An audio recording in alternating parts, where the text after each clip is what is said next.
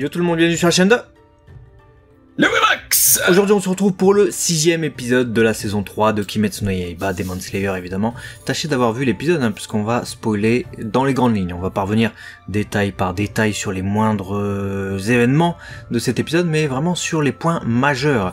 Mais avant de commencer, on doit rappeler quelque chose. Eh bien, on va vous rappeler d'exploser le compteur d'abonnements, les amis. On est de plus en plus nombreux à être sur cette petite communauté LeWemax. On est très fiers de vous. Vous savez que c'est super important pour nous. Alors allez-y, explosez le compteur, abonnez-vous, les petites clochettes, tout ça. Et on est parti pour cette 6ème review de Demon Slayer. Le partenaire de la chaîne Ma Borne d'Arcade vous souhaite une bonne vidéo. C'est le spécialiste des bornes d'arcade, Pincab, Flipper et Babyfoot. Il s'occupe de tout de A à Z sur Dunkerque, garantie 100% français. Allez, on retourne à la vidéo. Voilà, alors parmi les événements majeurs, ce n'est pas le fait que Tanjiro dégage Nezuko des débris, même si évidemment ça va être très utile pour la suite, puisqu'elle va apporter son soutien aux combattants, notamment Genya et Tanjiro, mais c'est surtout le fait que la technique qui a vaincu Gyutaro et Daki, donc le tranchage simultané des têtes avec sa super danse à Tanjiro, ça n'a pas fonctionné. Donc ça veut dire que finalement trancher les têtes simultanément de celui-ci, c'est peut-être pas ce qu'il faut faire. Ou alors, eh bien son odorat lui donne une indication supplémentaire, peut-être qu'il y a un 5e corps. Et donc le premier point majeur de l'épisode, ça va être déjà de pourchasser Han Tengu qui se cachait et qui était finalement le 5e corps qu'il fallait abattre. Tu sais que au début de cet épisode, quand j'ai vu qu'ils étaient en train de parler comme ça, je me suis dit, wesh, ils sont 5 en fait. Et je ne comprends pas pourquoi, je suis même pas sûr qu'on ne l'ait pas dit, mais je me suis dit, pourquoi on l'a pas dit expressément comme une vraie piste à suivre, parce que c'était au début de ce 6ème épisode tellement évident, ou alors c'est peut-être la mise en scène, hein, mais je me suis dit, au début de l'épisode, moi je l'ai pas ressenti, mais je l'avais dit dans une précédente review, que fallait tuer Han Tengu. Voilà, Han Tengu, c'est vrai qu'on l'avait découpé, mais il s'était divisé. Une fois qu'on avait coupé ceux qui étaient apparus, ils se sont divisés. Voilà, on en a eu 4. Et puis c'est vrai que Han Tengu, bon, on s'est dit peut-être que on l'a oublié un petit peu de notre esprit. Mais il est là, et pas n'importe comment. C'est-à-dire que le gars fait littéralement 12 cm. C'est un gâchapon, le gars, faut savoir. Donc tu m'étonnes qu'il soit compliqué à vaincre. Si personne n'a connaissance de sa présence, bah en fait tu passes ton temps à te tuer l'énergie, la santé, à essayer d'exploser les 4 là, mais t'arriveras jamais à bout du quatuor, quoi. C'était bien plus malin que ça. Habile aussi, j'ai trouvé de la part de l'autrice Gotoge d'avoir mis aussi plusieurs odeurs pour perturber Tanjiro, parce qu'on sait que c'est son truc. Là justement il suit à la trace, mais vraiment, Han Tengu, il donne des indications précises à Genya. Il est debout, il est là, il est par terre, il est ceci. Donc tu sens que son odorat de chien, il fonctionne, mais de ouf. Heureusement, il était perturbé déjà par les onsen au début, donc la forte odeur de soufre, et aussi lorsqu'il y a eu tous ces débris, lorsque la maison, le château, carrément s'est écroulé. Donc on comprend qu'il ne l'ait pas remarqué dès le début. Donc c'était plutôt habile, je pense, scénaristiquement aussi. Ouais, heureusement que l'autre avec son Bachosen, là, il a tout nettoyé. C'était pratique. Disons que ça a causé peut-être, je dis bien peut-être, sa propre perte. Parce que je dis peut-être car guidé par Tanjiro, effectivement, on a Genya qui pourchasse Han Tengu. Il le voit, il sort un katana, il veut le couper, et la lame se brise littéralement devant les larmes et le côté effarouché de Han Tengu. Il passe son temps à faire ça. Je me suis dit ça marche pas. J'ai apprécié parce qu'effectivement, tu sais que c'est la 4e lune, donc il est au-dessus de Gyokko. Hein, on l'avait déjà dit, oui. Fallait se méfier de ce Han Tengu, j'avais dit, il est doublé par Toshio Furukawa, c'est une indication, c'est le seiyuu de Piccolo dans Dragon Ball, c'est le seiyuu de Ace dans One Piece, c'est pas n'importe qui, le gars. On t'a pas pris le premier venu, un seiyuu débutant comme ça, vas-y, fais ce gars, c'est un peu heureux, de toute façon, non, on t'a pris un fou, un vétéran, un grand nom, c'est qui représente quelque chose. Et le katana se cache, je me suis dit, bah oui, tu vas pas vaincre la 4e lune aussi facilement. Et dans la foulée, il lui tire des balles, mais les balles, je sais pas, ça fait la moitié de son corps normalement. Et encore, si c'est un fusil à pompe, c'est des micro-billes, mais normalement t'es criblé de balles, tu vois. Le gars il a rien du tout.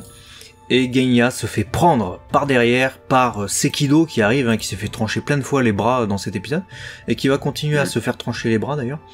Mais là, Genya voit sa fin, et c'est le deuxième gros morceau de cet épisode, c'est-à-dire qu'on a carrément un flashback avec le passé de Genya. Donc on nous retrace un peu son enfance avec Sanemi, son frère. Sanemi qu'on connaît que sous cette apparence avec de multiples cicatrices, également un caractère encore plus agacé et agaçant aussi que Genya, parce qu'on l'avait croisé lorsqu'il voulait tuer Nezuko, rappelez-vous, quand on était chez Kagaya-sama. Là cette fois on va avoir tout le background de Genya. C'était hyper habilement amené. Gotoge, vraiment, l'autrice, elle est très habile dans tout ce qu'elle fait. Je la trouve très fine. Et là, encore une fois, c'était bien fait parce que c'est au moment où Genya se dit « ça y est, je suis mort », qu'elle prend le temps de retracer la vie de... Voilà, on dit souvent... j'en sais rien, personne ne peut le dire avec assurance, mais souvent au moment où tu vas mourir, généralement, on dit que tu vois ta vie défiler devant tes yeux. J'ai trouvé ça hyper habile d'utiliser ce moment-là pour nous raconter ce qui s'est passé et l'horreur de ce qui s'est passé. Parce que l'histoire débute en toute simplicité. Une famille, voilà, tu vois des enfants. Déjà, t'apprends que le père, c'est un enfoiré, puisqu'il tape ses gosses, il tape sa femme. Le jour où malheureusement, ou heureusement pour eux, j'en sais rien, mais bref, qu'il n'est plus là, la famille se retrouve à devoir gérer. Les deux plus aînés, Genya et du coup Sanemi, vont prendre à bras le corps cette promesse de dire on va essayer de protéger notre maman, nos petits frères, nos petites sœurs, et pendant ce temps, la maman ne fait que bosser puisqu'elle est toute seule à assumer toutes les tâches. Donc c'est une histoire assez dure finalement, mais réaliste. Jusqu'au jour où, en pleine nuit, alors que la maman ne rentrait pas, Sanemi part la chercher, et vous savez ce qui se passe. La mère revient transformée en démon. Voilà pourquoi elle ne revenait pas, et elle tue littéralement sa famille. Seul Genya en réchappe, et Sanemi qui a tenu bon jusqu'au lever du jour, jusqu'au constat que c'était sa mère qui avait fait tout ce bordel, et c'est horrible en fait. C'est une histoire horrible.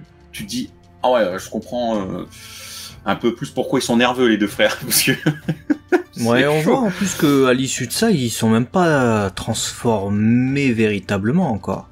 Donc ça veut dire que ça a pris du temps, et c'est les diverses rencontres avec les différents démons, certainement, qui les ont fait évoluer dans cette facette de leur personnalité la plus sombre, on va dire. Ce qui était intéressant aussi, c'est le sous-texte. Comme c'est une histoire extrêmement semblable à celle de Tanjiro, finalement, qui a eu sa famille massacrée aussi par un démon, avec qu'un seul survivant de sa fratrie, Nezuko, je trouve que ça les rapproche. Et même si tout ce qu'il a vu, lui, Genya, au moment de mourir, ça c'est un petit reproche que je vais faire d'ailleurs. Je reviens d'abord sur ce que je voulais dire avec Tanjiro. Tanjiro, comme il a un passé assez similaire, ça va les rapprocher. Et je pense qu'au moment où il va apprendre la vie de Tanjiro, peut-être Genya, il va se dire, ah ouais, ce gars, bon déjà en combat je l'ai vu, il m'a aidé, il m'a sauvé. De lui-même, Genya va sauver Tanjiro à la fin de l'épisode, même carrément. Enfin, le protéger, lui faire gagner du temps. Se transformer en gruyère même, d'ailleurs normalement c'est compliqué pour bouger vite. J'espère qu'il en a réchappé parce que c'était des choses qu'il a fait. Mais je pense que Tanjiro va lui confesser un peu son passé, puisqu'il a parlé de Nezuko en plein combat. Il a dit, ça c'est ma sœur, surtout l'attaque pas. Parce que bon, tu te rends bien compte qu'il y a un démon supplémentaire dans le combat, donc il lui fait remarquer quand même que, voilà, tu l'as pas vue, elle était dans la boîte depuis tout à l'heure, mais c'est ma sœur, quoi. Commence pas à lui charcuter la tête ou quoi que ce soit. Nezuko qui va aider Genya volontiers, évidemment, en plein combat. Et pour revenir sur l'aspect que j'ai moins aimé, parce que c'était quand même un flashback extrêmement bien placé, c'est que, justement, comme on joue sur ce truc de la vie qui défile avant la mort, c'est un concept assez utilisé en fiction, et plutôt habile pour introduire une scène de flashback. Sauf que il frôle même pas la mort en fait à ce moment-là, Genya. En fait, il va être sauvé par Tanjiro qui découpe le bras de Sekido. Mais ce que je reprocherais, c'est que c'est interrompu pour revenir au présent, pour revenir du coup à Genya, et on repart encore dans un flashback. Donc en fait, la scène est 2 fois plus longue pour rien. Pour rien, puisque il va pas mourir. Il va même pas frôler la mort véritablement. Et on ajoute beaucoup de pathos. J'ai trouvé que c'était très larmoyant pendant environ 1-2 minutes pour un truc qu'on avait déjà compris. On avait déjà compris l'essentiel du message, l'essentiel des sentiments, et ô combien c'était dur, et ô combien évidemment on était compatissant vers ce qui arrivait au personnage. Mais on rajoutait ça pour revenir au présent, puis on repart, on rajoute ça, et puis finalement il se fait sauver par Tanjiro, à tel point que à l'issue de ça je me suis dit bah tout ça pour ça en fait. Voilà, c'est le petit reproche que je ferais, mais c'est vraiment un petit reproche au milieu d'un épisode que j'ai trouvé vraiment super. Ouais, bah je te rejoins sur cette partie-là, ou que sur le fait que j'ai trouvé l'épisode super, parce que moi, tu vois, j'ai pas souffert de cette longueur. J'ai trouvé nécessaire peut-être pour la compréhension vraiment globale du lien que vont peut-être entretenir Tanjiro et Genya. On le voit même après à la fin de l'ending où Tanjiro il est vraiment naïf, et quand il dit je veux être ton ami, c'est pas juste je veux être ton ami et il n'y a pas de point commun à leur amitié, c'est juste une facilité scénaristique dans les shonen. Là il y a vraiment une base qui va les rassembler, et peut-être que leur lien va être, peut-être que ça là, tout ça là, c'est peut-être le début d'un vrai lien, on verra, peut-être que non, peut-être que ce sera la même relation, je ne sais pas. Mais du coup, ça m'a apporté pas mal de tension, en fait. À la fois la tension de se dire, oh putain, ils sont 5, ah merde, ça marche pas. Bon, on savait qu'il allait pas crever, mais du coup, on voit tout le passé. Du coup, tu comprends, tu te dis, oh putain, beaucoup de tension. On revient. Et finalement, l'autre, il le sauve. Et il se fait trop un gruyère. Et Tanjiro retrouve Rantengu. Et puis finalement, ça coupe au moment où, voilà, forcément, tu sais pas ce qui va se passer. Ça m'a apporté beaucoup de tension. En fait, j'étais vraiment halté par cet épisode. Et ouais, j'ai trouvé que c'était un très bon rythme, malgré le fait que je comprenne tout à fait ta vision. Effectivement, tu l'aurais fait plus court, ça aurait peut-être été tout aussi efficace. Je dis pas l'inverse. Ouais, de mon point de vue, justement, c'est le rythme. Il y avait trop de minutes allouées au ah je pleure, etc. Il y avait trop de minutes allouées à ça, alors qu'on avait compris. Moi, j'aime bien la subtilité en fait, et j'ai adoré tous les passages d'humour dans cet épisode parce qu'ils sont subtils. Ils sont délicieusement subtils, c'est magnifiquement placé. Le moment où Nezuko commence à courir à côté de Genya pour aller le secourir, et Tanjiro qui dit sa phrase « Ouais, ça c'est ma sœur, etc. » Et t'as l'autre, il calcule. Donc tu comprends bien, c'est subtil. Il n'y a pas de phrase... En fait, j'aime pas quand c'est souligné en gras, on te met le texte en gros, on t'explique ce que tu vois déjà. Et ça, ils l'ont fait au dernier moment du pathos quand il chialait, mais avec les moments d'humour dans cet épisode, genre Genya qui fait ah, ok, t'as compris qu'il a déduit le truc. Il y a eu un autre moment comme ça dans l'épisode où, ouais, c'était quand il voit Tanjiro, il fait non mais tu vas y arriver, tu vas devenir pilier. Et il le regarde, il voit les yeux de Tanjiro, on a une bonne réalisation avec un bruitage, avec un truc où il s'attarde sur les yeux de Tanjiro, donc tu comprends que c'est Genya qui le regarde dans les yeux et qui se dit ouais, c'est la bonté incarnée ce gars, mais il n'y a pas le texte. Il le regarde, il fait juste ça, c'est fini, hop, plié. Il n'y a pas de oui, effectivement, Tanjiro est quelqu'un de bien, j'adore ce qu'il fait, merci d'avoir fait ça pour moi, tu me protèges. Ça, c'est typiquement le genre de truc que je déteste. Et j'ai trouvé que c'était extrêmement subtil à 95% cet épisode. Donc dans la réalisation, il aurait manqué, enfin il a manqué, de mon point de vue, ça n'est que mon point de vue évidemment, que on nous rallonge pas cette scène de fausse tension en fait, parce qu'on savait que il allait pas mourir en fait. Quand tu pars dans le flashback, que tu reviens et que tu repars, moi je me suis dit bon, qui c'est qui va arriver? On a assez gagné de temps comme ça, qui va arriver? Je me suis dit c'est Nezuko, c'est quoi? Et l'arrivée de Tanjiro aussi, elle est grandiose hein, évidemment. Bah voilà, en tout cas un épisode qui a bien équilibré malgré tout les 2 points importants à souligner, et c'est un épisode, vous l'avez compris, qui nous a beaucoup plu. J'espère que vous aussi vous avez kiffé cet épisode, dites-nous tout dans les commentaires. En tout cas, on a hâte de voir ce qu'il va se passer. Moi je pense que il va pas trancher la tête de Rantengu. Voilà, je pense que ça va louper, ou alors ça peut-être réussir, mais il y a les 4 autres qui se sont relevés, donc je me suis posé la question s'il fallait pas qu'en fait les 4 autres aient leur tête tranchée pour que le corps principal de Rantengu soit fragilisé, et qu'ensuite on puisse seulement lui couper la tête qu'à ce moment-là. alors qu'avant, c'est pas possible. Je sais pas. Je me posais cette question parce que c'est la 4e lune.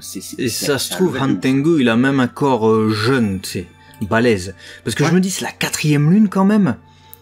Tanjiro, à son niveau actuel, il peut balayer à lui tout seul 4 corps de cette lune-là. Bah ouais. Ce serait étonnant quand même qu'on tue si facilement la 4e lune juste parce que le gars, il fait la taille d'une petite figurine comme ça et qu'il suffit de lui couper la tête, quoi. Alors que si c'est ça... Avec le souffle, là, je dis, parce que Genya, il maîtrise pas le souffle, donc il pouvait pas faire grand-chose. Mais alors que si c'est ça, effectivement, couper les 4 têtes, fragiliser le corps principal, couper la tête, et là, comme tu dis, il y a le vrai corps, le vrai Han Tengu, avec du coup toute la jouissance qu'on pourra avoir avec le Seiyu Toshio Furukawa, comme t'expliquais tout à l'heure. Et là, il fait, ok, vous en êtes arrivé à ce stade, maintenant je vais vous montrer c'est quoi le vrai démon. Et là, c'est un shot phénoménal. Là, ça pourrait être, en termes de hype, tu te dis, putain, ils ont fait un travail de malade, de synchro et tout. C'est que le début, mais c'est quoi ce bordel, tu vois? Ça serait génial, je pense. Moi, j'aimerais bien, moi. Pour moi, il va y avoir des trucs de ouf, surtout que, vous avez vu, on s'est même pas attardé sur Tokito dans cet épisode. On voit rien de nouveau, en fait, hein. Il est toujours enfermé dans sa bulle par Gyokko. Du coup, on en saura peut-être plus dans le prochain épisode. Un vraiment bon épisode, avec de l'émotion, avec, de la tension, et avec encore une animation de ouf, hein. J'ai beaucoup aimé aussi les passages d'animation de combat. C'est incroyable l'animation sur Demon Slayer. Voilà, abonnez-vous pour ne pas louper les prochaines vidéos sur la chaîne de Léo et Max, ou de Nezuko, Tanjiro et Genya peut-être. Tout le monde. Dites-nous. Voilà. À très vite en tout cas. Allez, des bisous. À la prochaine. Ciao.